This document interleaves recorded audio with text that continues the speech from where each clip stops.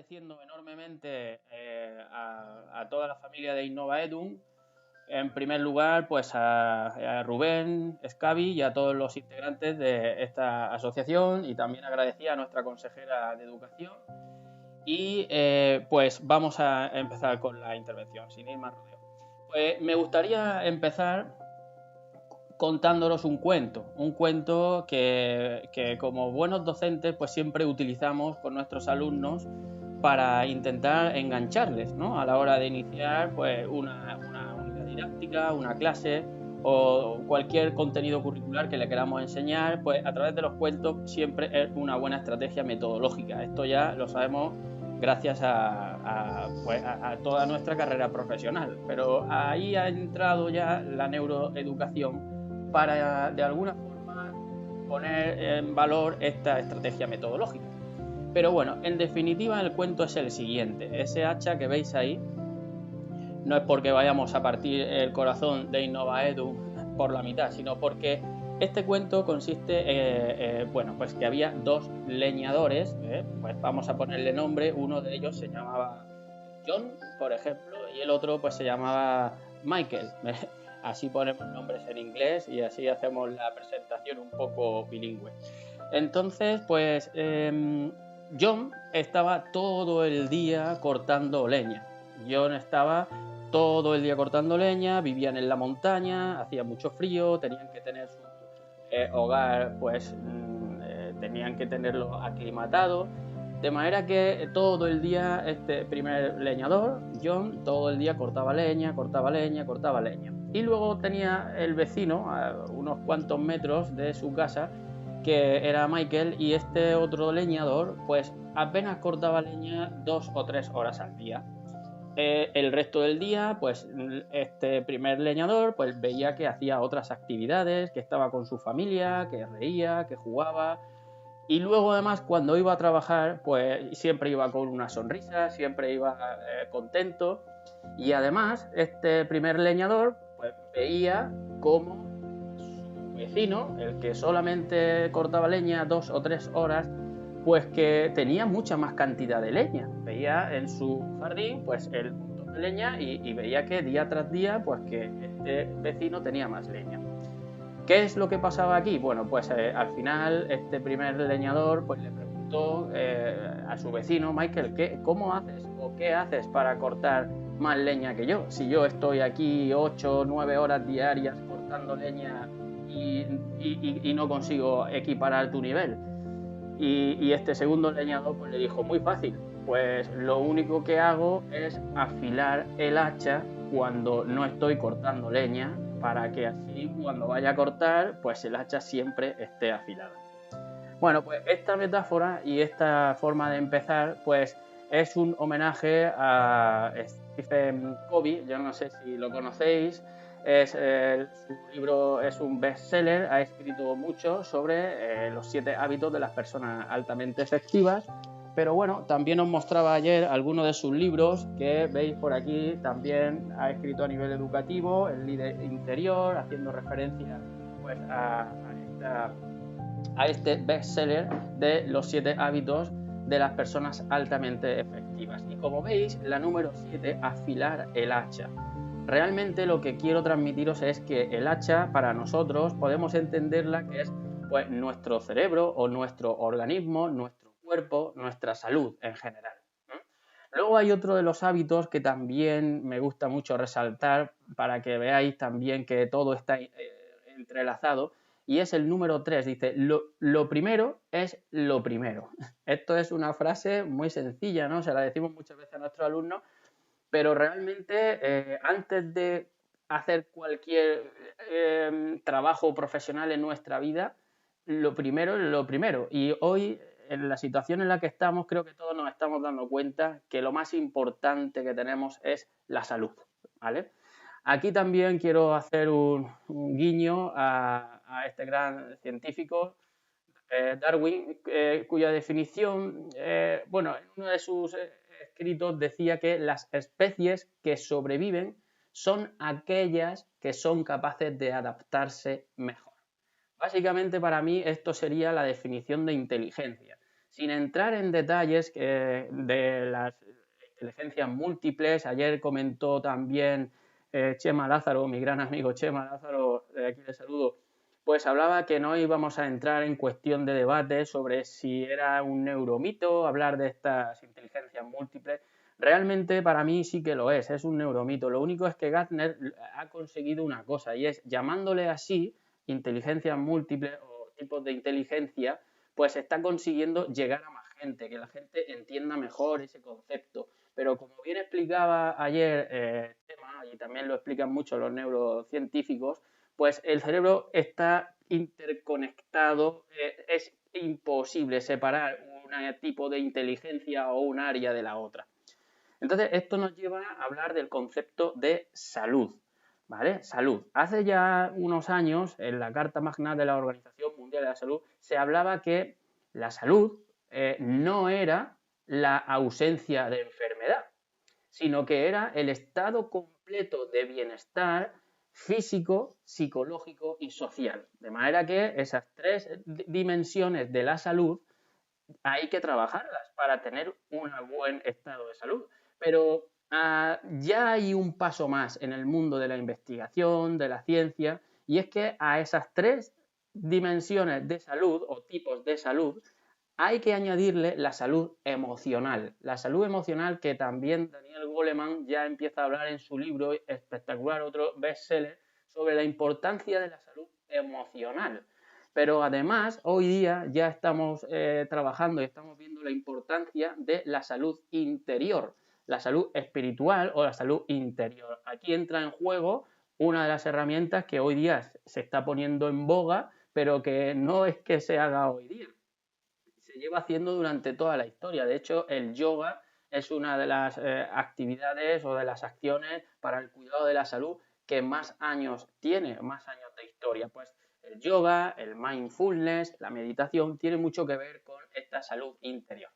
De manera que podemos entender que la salud es, hay 5 dimensiones o 5 tipos de salud o 5 saludes, como así las denomina Irene Pellicer en su majestuoso libro Neuroeducación Física, que desde aquí pues también le mando un saludo. De manera que, teniendo claro el concepto de salud, tendríamos que definir ahora el concepto de actividad física, que no es otra cosa que cualquier movimiento que hagamos que requiera un gasto energético adicional al basal. De manera que puedo subir escaleras, puedo hacer 2 sentadillas o puedo ir a trabajar al campo, y todo eso sería hacer actividad física. No es lo mismo que deporte. El deporte sería la actividad física reglada, sistematizada, en busca de un resultado, de manera que tendríamos que entender esa diferencia. Por otro lado, tenemos el ejercicio físico, que sería la actividad física de forma sistemática. Esto nos lo explican muy bien ahora por redes sociales, los retos, los ejercicios que estamos haciendo por estos días de confinamiento. Pero luego hay otro concepto que también hay que tener muy claro, que es el concepto de condición física. Y la condición física es la capacidad que tiene una persona de hacer esa actividad física. Por supuesto, tiene una connotación y una variable genética que es muy importante, pero la condición física se puede moldear y se puede modificar, como todos sabemos. De manera que tener un buen nivel de condición física te asegura tener un buen nivel de capacidad y de funcionamiento de todos los órganos que tenemos en nuestro cuerpo.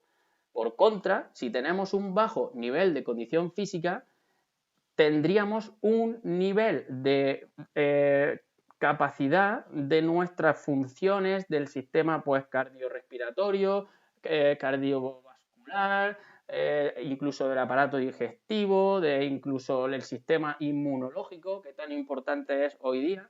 Entonces, esto explica, desde un punto de vista fisiológico puramente, la asociación que hay entre condición física y mortalidad. Y hoy día eso es una realidad.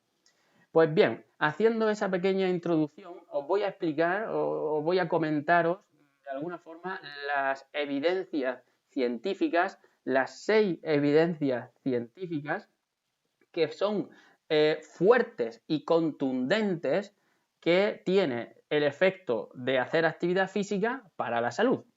Y estas evidencias científicas que denominamos fuertes, tenemos que analizar muy bien ese término, y es porque cuando existe una evidencia científica puede ser débil, moderada o fuerte. Esto es así porque al final hay muchos estudios, hay intervenciones.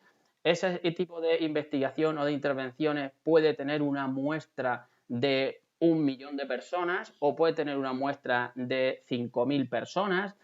Puede haber un estudio de intervención, 2 o 3, o puede haber cientos y cientos de estudios de intervención en torno a una misma variable. De manera que las guías o las recomendaciones, o en inglés las guidelines que se denomina, pues eso, detrás de una guía de estas características, que tanto está publicada por el Departamento de Salud Pública de los Estados Unidos, como ahora recientemente se va a publicar en el 2020 en la Organización Mundial de la Salud, que hacen recomendaciones y guías cada 2 años, que además Fran Ortega, el doctor Francisco Ortega, uno de los investigadores principales del grupo Profit, está actualmente trabajando en ellas.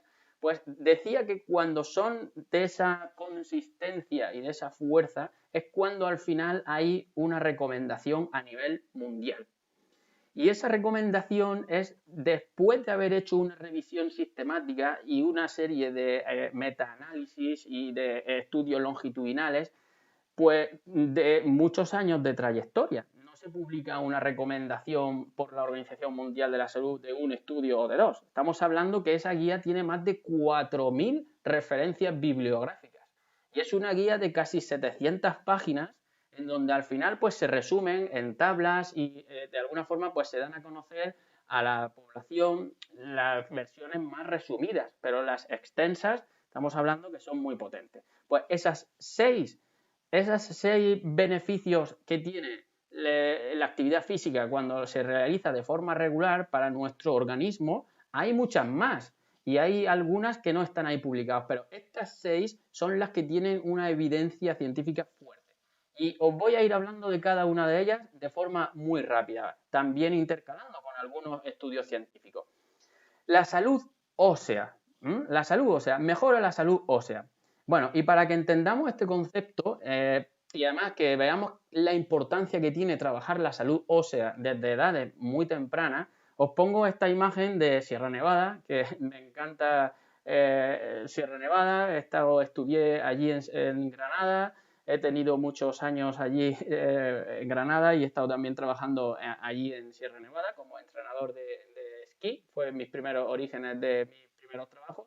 Pues os pongo esta imagen para que entendamos el concepto de salud ósea.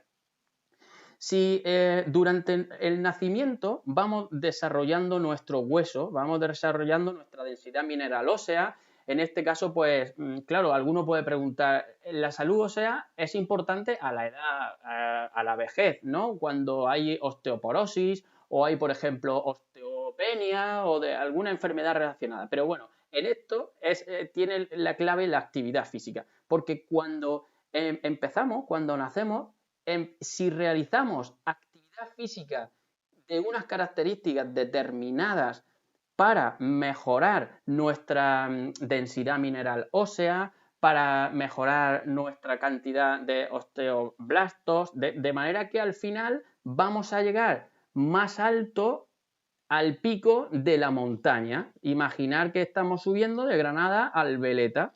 Bueno, pues cuanto más actividad física haga de estas características que sabemos que mejora la salud ósea, que son pues actividades de impacto mecánico, como pueden ser los saltos, como pueden ser también carreras de velocidad, carreras de agilidad, o sea, los movimientos más explosivos. Aquí no entra tanto la resistencia aeróbica. Pues os decía que cuanto más actividad física hagamos de esas características, llegaremos al pico más alto de la montaña. Porque luego la bajada, es decir, la pérdida de hueso, cuando llegamos a la edad final de la adolescencia o primeros años de la edad adulta, a partir de ahí es cuando empezamos a perder esa salud ósea. De manera que lo que no hayamos hecho hasta la adolescencia de ese tipo de actividad física, pues al final vamos a bajar antes al suelo. Si yo estoy subiendo al veleta y en lugar de llegar hasta arriba me quedo en Borreguiles, ¿verdad? Pues luego estaré más cerca de Granada. Y en este caso, si llego al veleta, pues tengo esa pérdida de hueso. Siempre voy a estar en ventaja con respecto a otras personas que al final pues no han llegado hasta arriba. De manera que esa enfermedad ósea está relacionada directamente con la mayor cantidad de actividad física cuando se hace regular. Bien, pues eso es la primera evidencia científica contundente, como os decía, es una realidad evidente, no es de un estudio ni de dos, es de una revisión de más de 700 trabajos publicados en revistas, como es lógico, de medicina y de investigación y de alto impacto. Luego, la segunda, tenemos que mejora la composición corporal, mejora el peso. Normalmente el peso, todo esto está asociado a la obesidad, al sobrepeso. Y aquí no me voy a detener mucho porque ya lo sabemos. El otro día también nuestros amigos de las escuelas activas, María y Juan, que les mando un saludo, estuvieron hablándonos de la importancia también de hacer esa actividad física para reducir el porcentaje de obesidad que tenemos en España, en concreto en nuestra región de Murcia. Por desgracia, esto es una realidad. España siempre está a la cabeza de Europa en prevalencia de sobrepeso y obesidad infantil. Estamos siempre, cada año se van haciendo estudios, se van actualizando, dependiendo del rango de edad que se coja, de 7 a 9 años, de 7 a 15, de 7... Pero en todos los estudios España está entre el primer, el segundo o el tercer país de mayor índice de obesidad y sobrepeso infantil. Y en concreto, nuestra región de Murcia, pues también está en este ranking también, por desgracia.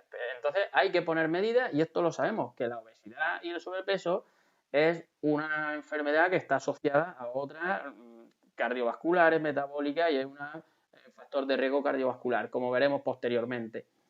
De manera que el tercer, dijéramos, beneficio de la actividad física es que mejora la resistencia cardiorrespiratoria y la fuerza muscular. Esto es una evidencia, es decir, cuanto más actividad física hagas, vas a mejorar tu capacidad pulmonar, está claro, y también vas a mejorar tu fuerza muscular. Entonces, ¿hasta qué punto esto se ha sabido y se sabe desde hace muchísimos años? Pero ¿hasta qué punto? Bueno, os pongo ahí una diapositiva para que entendamos ese tipo de condición física que estamos analizando, pues tiene muchas capacidades. La velocidad, la flexibilidad, pues la velocidad, la coordinación, la agilidad se relacionan con esa densidad mineral ósea que hablaba, la flexibilidad con temas de dolor de espalda, pero ahora nos centramos en esas dos que hay ahí, resistencia y fuerza. Dentro de la resistencia, pues la resistencia aeróbica, la fuerza muscular. Pero os decía, ¿cómo de importante es la condición física si lo comparamos con otros factores de riesgo? Esta es una pregunta interesante. Luego, si queréis, hablamos y debatimos estas cuestiones. Pero aquí tenemos otra que tiene que ver con esto que estamos hablando, y es que ¿cuántas personas salvaríamos si en lugar de ser fumadoras, pues no fueran fumadoras, o si en lugar de ser personas con diabetes de tipo 2, pues no fueran diabéticas?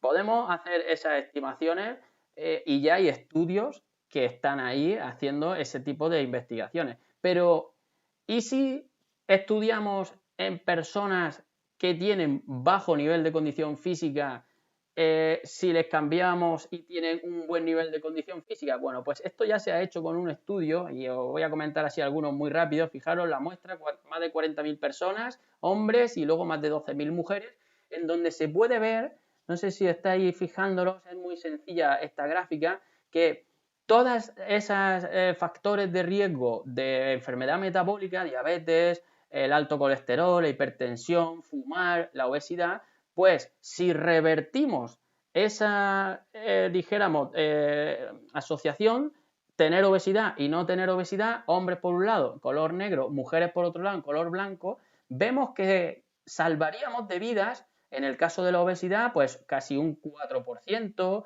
en el caso de fumar, pues casi un 10%, pero vemos que la hipertensión en hombres pues también llega casi aquí a un nivel de 14%, pero la diferencia entre tener bajo nivel de condición física y cambiarlo a tener buen nivel de condición física, estamos viendo que el porcentaje de vidas que salvaríamos es descomunal comparado con las otras factores de riesgo cardiometabólico, ¿no? De alguna forma vemos que es importante tener esto en cuenta y aquí vemos una imagen de un motor oxidado y un motor que está como nuevo. Entonces, claro, cuando vamos al médico, normalmente pues nos toman la tensión, nos hacen un análisis, una analítica de sangre y todo esto pues al final son pruebas que nos deben de hacer para controlar nuestro estado de salud.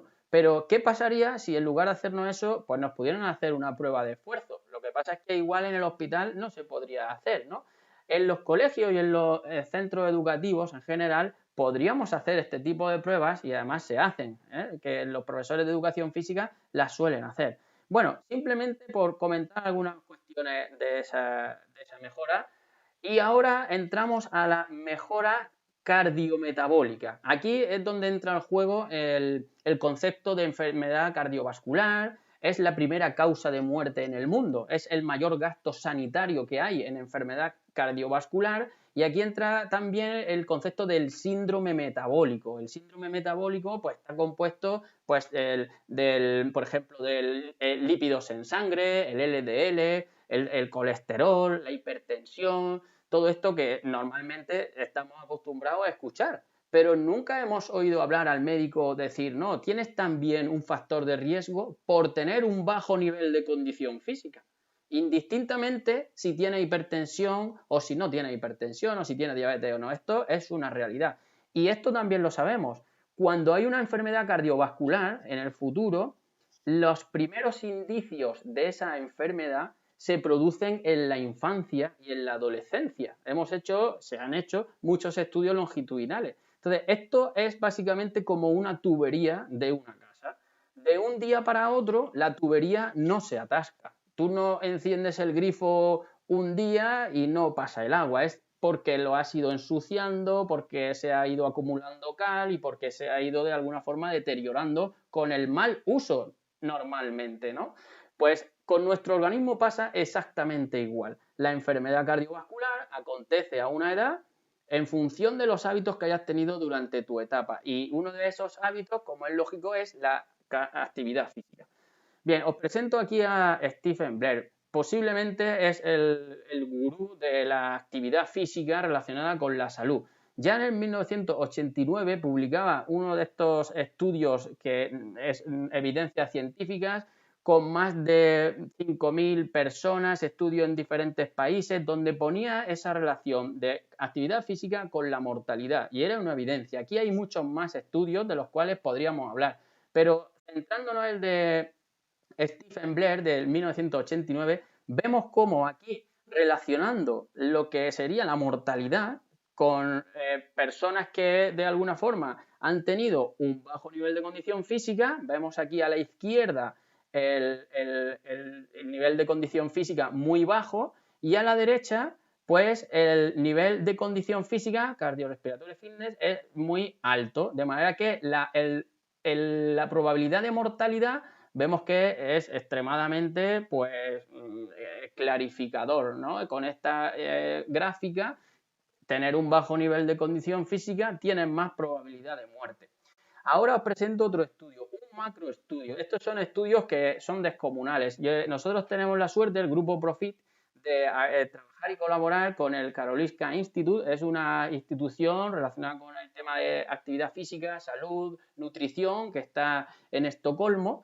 Y aquí en este macroestudio, con más de 1.000.000 de personas, analizándoles y haciendo un seguimiento desde los 15 años, 18, 28 y 54, vemos, y esto es un dato importante, que aquellas personas que en edad adulta le diagnostican una enfermedad crónica, severa, irreversible, y que ello le lleva a una pensión por incapacidad. Estamos hablando que es una enfermedad, sea del tipo que sea, pero es una enfermedad que el Estado le lleva a tener esa pensión. Bueno, pues vemos cómo la asociación claramente de tener un bajo nivel de condición física te lleva a mayor probabilidad de tener esa baja laboral o en este caso o esa pensión por indisposición, por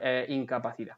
Pero por otro lado, vemos que también el índice de masa corporal, dividido ahí en categorías, no sé si lo estáis viendo, sí, lo vemos en la pantalla, en la parte de la izquierda vemos que se divide como en 9 grupos. 9 grupos, desde el más bajo nivel de condición física al más alto. De manera que las personas que están en ese grupo 9 de tener un buen nivel de condición física, pues tienen menos probabilidad de tener esa baja por incapacidad o en este caso pues por una enfermedad crónica severa e irreversible.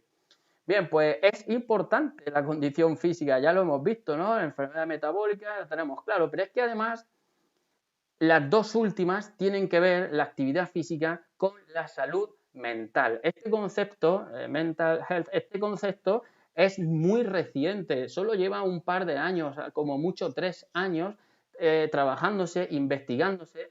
La neuroimagen ya ha puesto en boga y ha puesto en valor todo lo que sucede en el cerebro mientras estamos haciendo actividad física o de alguna forma cómo podemos estudiar el cerebro de esas 3 vertientes, a nivel cognitivo, a nivel estructural y a nivel molecular. De manera que, sin entrar mucho en detalles, a nivel cognitivo tenemos pues lo que conocemos normalmente y habitualmente, los procesos cognitivos, las capacidades cognitivas, la memoria, la resolución de problemas, la atención, la toma de decisiones, el razonamiento. Sabemos que hay unas que son las funciones ejecutivas, que son más importantes, son las que organizan las directoras de la orquesta musical del cerebro. Pues bien, ya en el 2008, este es probablemente el primer estudio, fijaros que apenas llevamos una década, tenemos una década, pues 12, 13 años de investigación en el cerebro con respecto a lo que sería también el estudio de la actividad física y los beneficios que tiene para el cerebro. Aquí Charles Hillman, uno de los líderes mundiales sobre el estudio de la actividad física en el cerebro, ya nos pone en valor con muchos trabajos de los que ha desarrollado en su vida los beneficios que tiene a nivel pues molecular, a nivel estructural y a nivel cognitivo, como ya os decía. Pues fijaros, con este estudio hay muchos más. Os he presentado solo este para que veamos que las personas que tienen un nivel de condición física o que hacen un entrenamiento de ejercicio físico tienen mayor volumen del hipocampo, que es una estructura del cerebro que está relacionada con la memoria. Y esto es con un programa de entrenamiento que en este caso duró 6 meses. Estamos hablando que es solo en 6 meses, comparando dos grupos, bueno, y luego en un año. Luego, pero centrándonos solo en 6 meses, vemos que hay una mejora del volumen del hipocampo. Y el hipocampo, que es una zona que tenemos en nuestro cerebro, está asociada a la memoria. Se sabe que es donde se produce, pues, como el disco duro de un ordenador. Aquí otro estudio de nuestra compañera del grupo Profit, de Irene Esteban Cornejo. Vemos que hay grupos también que tenemos de bajo nivel de condición física y otros que no realizan ese programa de actividad física. Esto está hecho con niños, con más de 100 niños. Y hemos visto cómo hay hasta 9 regiones cerebrales que cambia su estructura y que mejora ese volumen del hipocampo y en concreto esas estructuras están relacionadas con el aprendizaje. En este caso pues he señalado solo el hipocampo, pero hay muchas más. De manera que yéndonos a esas funciones ejecutivas, las funciones que orquestan nuestro cerebro, aquí os presento a la doctora Adele Diamond. Ella ya después de estar toda su vida trabajando sobre el cerebro en niños, en personas, toda su vida, pues ha llegado a la conclusión que lo mejor que podemos hacer para entrenar esas funciones ejecutivas, indistintamente si lo hacemos a través de las matemáticas, a través de la lengua, a través de la educación física o a través de cualquier contenido curricular, pero lo mejor que le podemos hacer a nuestro cerebro para mejorar esas funciones ejecutivas, como estáis viendo, son siete actividades que ella propone en sus estudios científicos, ojo, y de esas 7, directamente hay 3 que están relacionadas con la actividad física. Una es actividad física, la otra es deporte y la otra es educación física. También va muy bien la música y el arte, leer libros, el aprendizaje cooperativo y el teatro, y esto lo podemos trabajar tanto en educación física como en todas las demás materias. Así que creo que también es un mensaje directo de una de las mejores neurocientíficas que hay en el mundo.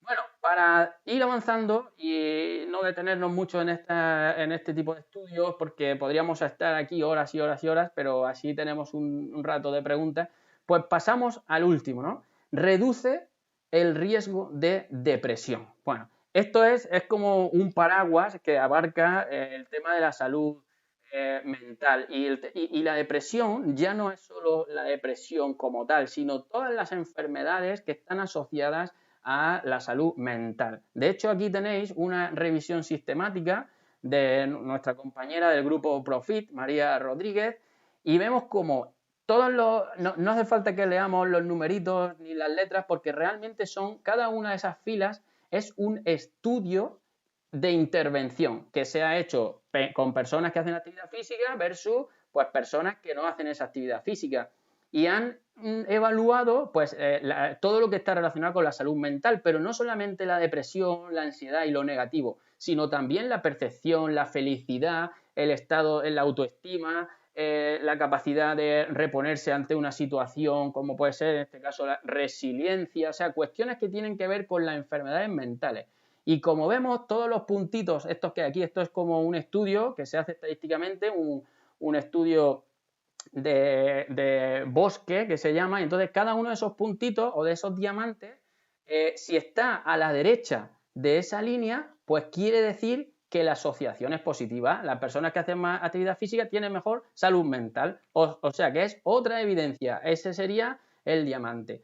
Y esto es otro dato impactante y por desgracia es una realidad, que creo que alguna vez lo hemos comentado en algunas charlas con Innovaedum. Es una pena, pero es así, es la realidad. La primera causa de muerte en el mundo, en niños, en adolescentes, bueno, en este caso en personas menores de 40 años, para que veamos que ahí está todo el rango, pues es el suicidio. Y este estudio, que volvemos a ese macroestudio, a esa base de datos de 1 millón de personas, en este caso eran suecos, porque los suecos lo tienen todo súper estructurado, fijaros lo difícil que sería en España, tener a niños que en el instituto se le evalúa la condición física con 15 años, luego con 18 años en el servicio militar también se le evalúa, luego cuando van al médico también se le evalúan y así un seguimiento de 20 y tantos años. Entonces esto lo han hecho allí y lo han hecho con hombres, porque claro, las mujeres no tenían la obligación de ir al servicio militar, pero la base de datos es de 1 millón de personas, es increíble. Pues fijaros la relación tan directa que hay. Si observamos la fuerza muscular, es por un lado la fuerza en las piernas y la fuerza en el hand grip, que es la presión manual, se observa como si se acerca al nivel 1, quiere decir que tiene más probabilidad de haber sido diagnosticado con una enfermedad, con un cuadro clínico en psiquiatría. O sea que vemos que tener a los 15 años o a los 18 años en la infancia, es decir, en la adolescencia, tener un bajo nivel de condición física te hace que en el futuro no es que esté asociado, no es una relación causa-efecto, pero sí hay una relación, porque seguro que hay otros muchos factores que intervienen cuando una persona o un niño o un adolescente tiene un bajo nivel de condición física. En este mismo estudio, base de datos, perdón, en este mismo corte, observamos que también está relacionado este estudio con esas 1 millón de personas con el suicidio. Y vemos cómo pasa lo mismo, las personas que tienen con 15, 18 años mejor nivel de condición física tienen menos probabilidad de suicidarse o de tener un intento de suicidio. De manera que, después de lo que hemos estado hablando, yo creo que no hay duda por esos 6 beneficios que decía, que la mejor píldora, la polipíldora del siglo XXI, como ya le llaman algunos expertos, la mejor medicina, además, es gratuita, no hay que pagar nada por ella, es hacer actividad física. Y ahora, pues nada, para terminar, vemos aquí la metáfora de un cerebro que no hace actividad física o es muy sedentario con respecto a otro pues que realiza mucha actividad física, donde esa cantidad de neuronas, que ya alguna vez hemos hablado de esto en InnovaEdum, como una neurona es capaz de conectarse entre otras neuronas de 1000 a 10.000 veces. O sea, la diferencia entre esa persona que conecta 10.000 veces una sola neurona con las otras 86.000 millones de neuronas que tenemos en el cerebro, pues puede hacer que un cerebro tenga muy poca plasticidad o tenga muy pocas conexiones versus otro que tiene más actividad física. Entonces, mis 10 humildes consejos para terminar esta charla, bueno, pues voy a resumirlos, voy a intentar pues ser muy breve para dar este decálogo que en este sentido pues yo mismo lo estoy vivenciando con mi propia familia y que creo que en estos momentos que estamos siempre viene bien tener esta ayuda. Por supuesto, y ahí ponía esas manos, un saludo aquí a Escuelas Activas, esos 10.000, vamos a por los 10.000. Está claro que es una iniciativa espectacular. Felicidades por el proyecto que estáis desarrollando, a la Consejería de Educación por apoyarlo y a vosotros dos pues estar coordinándolo, y a todos los docentes que apostáis por esto dentro de los centros educativos. Es una idea espectacular. Pero claro, es difícil que en estos momentos en los que estamos pues que haya gente que pueda tener un podómetro para medirse los pasos o que de alguna forma pueda realizarlos en casa. Entonces, el primer consejo realmente sería este: algo es mejor que nada y mucho es mejor que poco. Ya sabemos que aunque solo sea 10 sentadillas, aunque solo sea 2 minutos o 5 minutos de movimiento, le va a segregar una serie de neurotransmisores, de sustancias químicas, de oxitocina, dopamina, serotonina, le va a generar un estado de bienestar al cerebro y va a repercutir en tu metabolismo, que al fin y al cabo conlleva todo lo que tiene que ver con el cuerpo. La homeostasis es el equilibrio de nuestro cuerpo a nivel fisiológico, de manera que aunque sea un minuto, siempre viene bien. El segundo consejo sería pues esto, ¿no? Ser conscientes y consecuentes y realistas con nuestro nivel de forma física. Y aquí esto pasa porque me han llegado ya muchos mensajes de familiares, de amigos, de personas que están haciendo actividad física, siguiendo las redes sociales, siguiendo a personas que están en televisión haciendo el ejercicio físico y están realizando ejercicios por encima de su nivel. Porque antes del confinamiento pues no realizaban mucha actividad física y ahora están haciendo más de lo que su cuerpo realmente necesita o está preparado. Aquí quiero también puntualizar el concepto de agujetas. Agujetas no es otra cosa que tener micro roturas fibrilares en el músculo, de manera que estás a punto de la rotura fibrilar. No hay que jugar con fuego, y menos estos días, porque lesionarse en estos días, tener una fascitis plantar, tener una contractura, pues te va a dificultar mucho más esta situación en la que estamos. Alimentación saludable. La alimentación y la actividad física van siempre unidas. Es como las dos caras de una moneda, ¿verdad? La moneda sería la salud y la alimentación saludable nos va a hacer tener un mejor estado de ánimo. No podemos caer en la tentación, nuestro cerebro nos engaña y nos hace comprar productos que no son saludables porque pensamos que estamos en el fin del mundo y que no pasa nada, así como comida industrial o comida basura. Y esto lo que va a hacer es que le vas a engañar, le vas a dar una recompensa. El cerebro solo evoluciona cuando hay placer, cuando hay curiosidad o cuando hay necesidad. Como la curiosidad y la necesidad ahora están latentes, la única acción que mueve nuestro cerebro es el placer. Y intentamos darnos ese placer con esa alimentación o con esa comida industrial y no es una buena decisión. No olvidar hidratarse, pero no solamente cuando hacemos actividad física, durante todo el día. Esto también ayuda a tener nuestro sistema inmunológico mejor mejor, tener una buena cantidad de agua en nuestro cuerpo es fundamental. Yo ese consejo también os lo doy, no quiero entrar mucho más en detalles. Cuidar el tiempo de estar sentado trabajando. Algunos amigos, algunas personas que no tienen esos, pues de alguna forma la conciliación familiar, no tienen hijos y están pues aprovechando estos días para trabajar mucho, para estar mucho tiempo sentados, incluso delante del televisor, que eso ya sería lo peor, pues hay que tener mucho cuidado. Y en este caso, la vista, los ojos, también como último consejo, tiene músculos. El músculo del ojo tiene, igual que cuando tenemos cualquier músculo del cuerpo, tiene como unas fibras que son para enfocar las cortas distancias y otras para lejos, de manera que un consejo es levantarse cada hora, cada 20 minutos y mirar al horizonte, donde más lejos puedas mirar. Hay como una frase que se dice el 20-20-20, es decir, estar como máximo 20 minutos sentado, hacer luego 20 segundos visualizando o mirando algo que esté a 20 pies, en este caso el equivalente a 6, 8, 10 metros aproximadamente, si es más lejos mejor, y estar pues eso, esos 20 segundos. Hay que tener en cuenta eso y bueno, y la higiene postural. Hay tiempo para todo. Es increíble ahora el tiempo que podemos utilizar para estar en familia y ahora pues es el momento para aprender a cocinar, para dar un poco de creatividad, de arte, de jugar con nuestros hijos y por qué no de empezar a aprender a tocar un instrumento, pues cosas que a lo mejor no hemos hecho antes. Eso es muy bueno para nuestro cerebro. Hablaba de la higiene postural antes.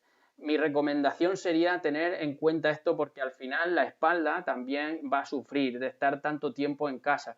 No quiero entrar mucho en detalles porque ya estamos terminando y me gustaría estar un rato con vosotros hablando por el chat. Así que pues nada, uso limitado de pantallas, sal a menudo, pero no a la calle. Esto es muy importante por la vitamina D, que el sol ayuda a sintetizar la vitamina D. Sin esos rayos solares, pues también vamos a tener algún problema que podría ser más grave. Y practica mucho el humor en familia, la sorpresa, la magia. Ya con esto termino. Muchísimas gracias a todos y como es lógico aquí para todos los compañeros de InnovaEdun y para todos los que estáis viendo esta grabación, también muchísimas gracias, Esperanza, por haber apostado por esa iniciativa de incrementar el número de horas de educación física, que al fin y al cabo lo que estamos haciendo es incrementar el número de horas de actividad física de nuestros escolares. No es suficiente, yo creo que todos lo tenemos claro, pero ayuda y es un granito más de arena para aportar a esto que estamos hablando. Muchísimas gracias a todos y pues nada, me quedo a vuestra disposición para las cuestiones que queráis comentarme por el chat. Pero a veces en casa yo también he intentado trasladar este tipo de propuestas o estos consejos para cualquier persona que también pueda estar en este momento viéndonos y hablo pues personas de la tercera edad, nuestros abuelos que están en casa, cualquier cosa suma, cualquier movimiento que hagamos y si puedo hacer con un poquito más de esfuerzo, pues mejor. Algún reto podría estar bien. Por aquí mi amigo Fernando de música. Muchísimas gracias Fernando por estar aquí. Pues sí, la verdad es que podría ser interesante. Yo creo que este reto que vamos a proponer para terminar y así con esto también hacemos un poco de actividad física, yo creo que puede venir bien. Yo os pido el siguiente reto. Es un golpe en las rodillas, una palmada y tocarse la nariz y la oreja. Y luego hay que hacer lo mismo, pero hay que cambiar de lado, nariz y oreja. Tengo que hacer 1, 2, nariz y oreja, 1, 2, nariz y oreja, ¿vale? 1, 2, nariz y oreja, 1, 2, nariz y oreja. Esto hay que hacerlo 10 veces y cuanto más rápido se haga, pues mejor, ¿vale? Que yo creo que también viene bien moverse un poco, pues nariz y oreja, nariz y oreja. Venga, a ver quién lo consigue. Quien lo consiga, le doy uno de los healthies que tengo aquí para mis alumnos. Le doy los billetes de 1 euro, de 10, de 5. Bueno, pues Ha sido un placer. Os deseo una feliz tarde, que este tiempo que estamos ahora aquí en casa y que tenemos que estar confinados, pues que lo paséis de la mejor forma posible con la familia, que hagamos la actividad física diaria. María hablaba en su intervención hace unos días, hablando de escuelas activas, sobre las 3 M's, ¿no? Que era de alguna forma como que las asignaturas ahora le están dando pues como menos importancia, bueno, le daban menos importancia a nivel curricular y ahora en el confinamiento es las asignaturas más importantes, las fundamentales que hay, ¿no? De manera que vamos a intentar tener esto para nosotros mismos como personas adultas, para trasladárselo a nuestros hijos y por supuesto pues para llevarlo nuestro luego a nuestras escuelas.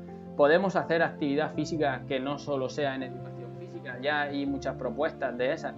Está claro que cuanto más horas de educación física tengamos, más vamos a tener afilada nuestra hacha.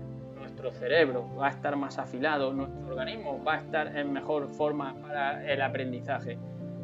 Está claro. Yo creo que esa apuesta que está haciendo la Consejería de Educación es de admirar y es de aplaudir. Así que pues con esta pequeña reflexión pues termino la charla. Muchísimas gracias por haberme escuchado. Y Esperanza, Rubén, muchísimas gracias por estar siempre ahí al pie del cañón, y a toda la familia de Innova Edu que está realizando este tipo de formaciones de forma pues espectacular, trayendo aquí a Murcia a los mejores expertos a nivel nacional como Jesús Guillén, Chema Lázaro, José Ramón Gamo, Suso Ruiz, bueno, y un sinfín de personas que han estado por aquí con nosotros en Innova Edu. Así que muchísimas gracias, de verdad. Hasta la próxima.